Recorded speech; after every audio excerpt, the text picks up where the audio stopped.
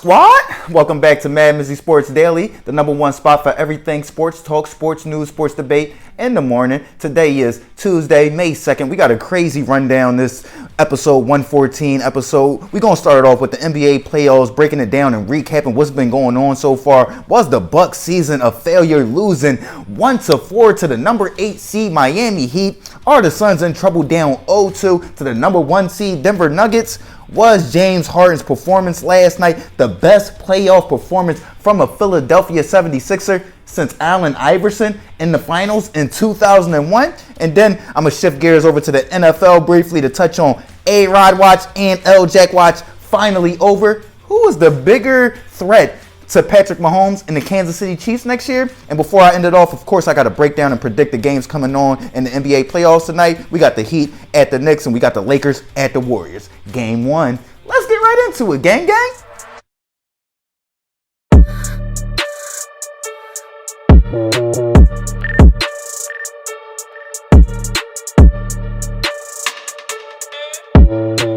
So we're going to start it off touching on the 2023 NBA playoffs so far and what's been going on. This playoffs has been absolutely amazing. The competition has been like the highest I've ever seen it before. The parity has been crazy. You feel what I'm saying? Just so much high-level competition all over the floor. Let's start it off in Milwaukee. Was the Bucks season a failure, losing 1-4 to the Miami Heat, who played in a play-in tournament? For me, yes. I'm sorry. I love me some Giannis and all that, but the Milwaukee Bucks' goal this season was to win the NBA championship. It wasn't to make the playoffs. It wasn't to make strides. It wasn't to get better.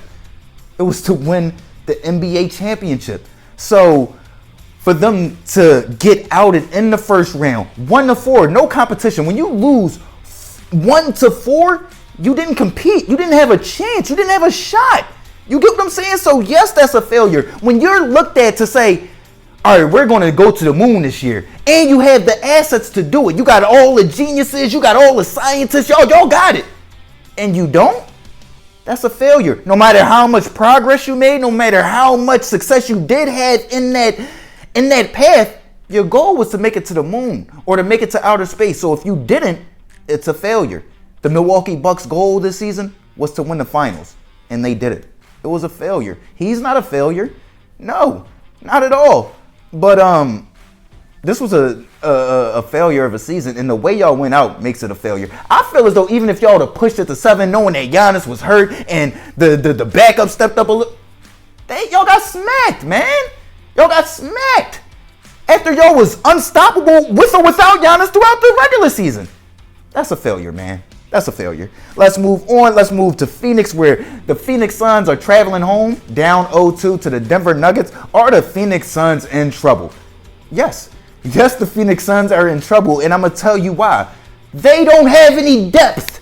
They don't have any depth on that team, man. And then when you think about, honestly, they don't have, like, besides Devin Booker and Kevin Durant, they don't have any explosive scoring, and they don't have an offense. You get what I'm saying? It's Devin Booker's turn, Kevin Durant's turn. Devin Booker's turn, Kevin Durant's turn. And they know a lot of defenses are going to load up against them, so it opens up open shots for other dudes, but it's never off of movement or pick and roll and this, that. It's literally just Devin Booker and Kevin Durant going one-on-one. They're going to make a move. The defense is going to collapse, and then they're going to try to kick it out or something like that.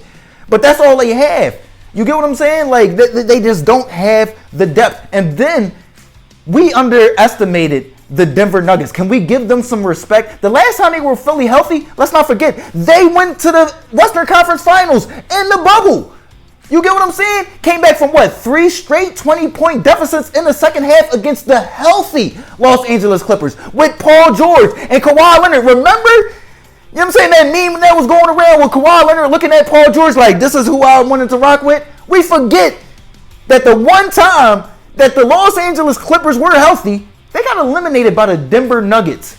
You get what I'm saying? They're finally healthy again. That's why I didn't like the past 2 seasons. People saying, oh, Jokic won the MVP, but he didn't have any playoff success. He also didn't have Jamal Murray, who was clearly the second best player on the Denver Nuggets, and he didn't have Michael Porter Jr., who was clearly the third best player on the Denver Nuggets. Aaron Gordon is right up there with Michael Porter Jr., but Aaron Gordon doesn't score nearly as enough, and he's not nearly the lockdown defender. You get what I'm saying? He's not like Bruce Bowen or something like that. So Yes, they are in trouble because I feel as though the Denver Nuggets are very motivated to go out there and at least make it to the finals, really show the world what they're made of. And then the Phoenix Suns just don't have any depth. You played 7 players off the bench last night and got 4 points.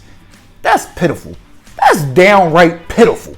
Let's move on. Let's move from Phoenix to Philadelphia. Well, Boston, where James Harden just had an epic performance last night. 45, 6-1 on 17 for 30 from the field. Was this the best playoff performance from a Philadelphia 76er since Allen Iverson in 2001 against the stacked Lakers in the finals? I will say yes. I'm not going to say it's up there. Let's look at AI's numbers from that game. 48 points, 6 assists, 5 rebounds. Wait, 5 steals. Bro, how you get 5 steals in a game? My man was in the passing lanes like Dion. Give me that. You know what I'm saying? It was amazing. But James Harden was the best performance ever since that time. Joel hasn't given us a performance like this. Drew Holiday, when he was on the Philadelphia Sixers, didn't give us a performance like this. Who else can we say? MC Dub. We know Ben Simmons. So Jimmy wasn't this Miami playoff Jimmy when he was with the Sixers. So yes, this is the best playoff performance since Allen Iverson. I won't say it's better than AI's performance because AI did it against a better competition at a higher level. But it's the best since then. And I just want to give the credit where the credit is due. James Harden, everybody knows the playoff woes that he has, and for him to go out there in the game one that everybody conceived, oh, the Sixers lost, they ain't got Joel. And he showed up and stepped up and showed out. Tip my cap to James Harden for stepping up to the bat and really showing what he's made about in this high competition. That if he continue to play like this, he gonna gain a new fan in MizzyWorld. You feel me? Shout out to James Harden the Beard, man. Let's shift gears though from the NBA to the NFL. Aaron Rodgers watch, done. Lamar Jackson watch, done. Who's the biggest threat to Patrick Mahomes and the Chiefs out of these two teams, the New York Jets or the Baltimore Ravens? Now, I just want to speak on L-Jack for a little bit. I'm glad you signed, bro. I'm glad you got 185 guaranteed. Close to almost guaranteed money because I think your contract was only like $235. So close to guaranteed money, and I'm glad that the fans of Baltimore, the fans of Lamar Jackson get to see you on the field and you get paid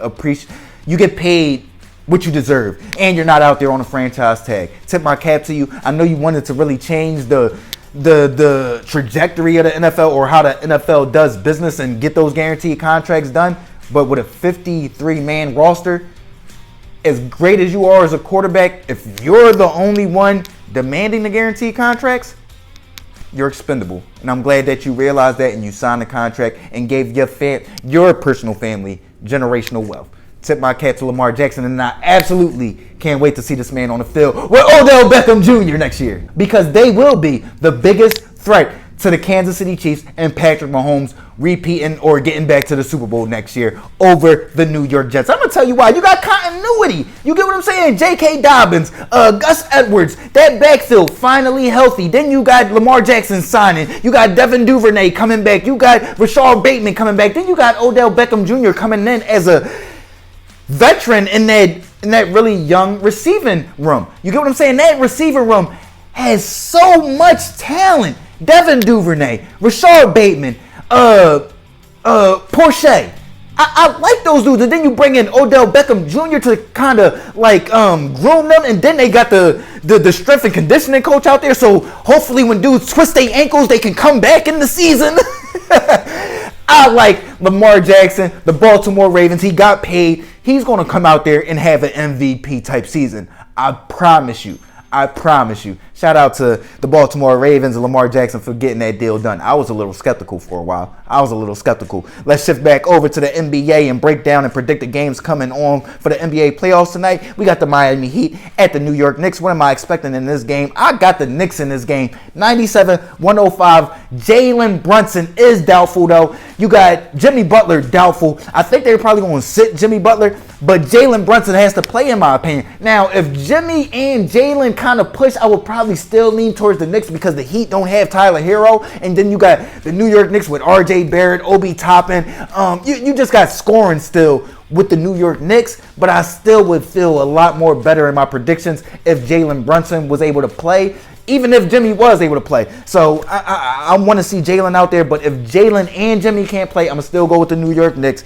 Give me the New York Knicks over the Miami Heat, 97-105 in Madison Square Garden. And then we got the Los Angeles Lakers at the Golden State Warriors. What am I expecting in this game? I'm expecting a big win from the Golden State Warriors. I know the Lakers been sitting back and playing, but when you older and you're injury riddled, sitting back almost don't help a little bit. You feel what I'm saying? You kind of want to keep going and you want to keep that momentum going, especially like knowing that you need that continuity. You got to get those legs shaped back in there, especially chasing Steph Curry around. So I'm going to go with the Golden State Warriors, especially them being the best home team in the NBA this year. Give me the Golden State Warriors 116-103 over the Los Angeles Lakers. I'm seeing a huge game from Stephen Curry. Let me know what y'all think, though. This is episode 114, MadMizzy Sports Daily, NBA playoffs.